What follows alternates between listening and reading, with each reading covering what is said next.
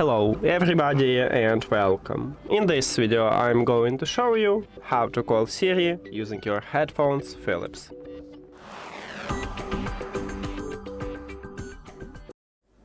So to call Siri we will use control and all controls located at the right ear cup.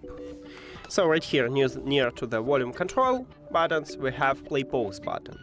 To call Siri, you need to press and hold at this button. So let's do this. And now, as you can see, I just awake Siri. And this one is the only one option how to call Siri, because these headphones have an application, so we cannot use the app to customize controls. That's it. Thank you for watching this video. If you found it helpful, please consider subscribing to the channel and leave the like on the video. See you later!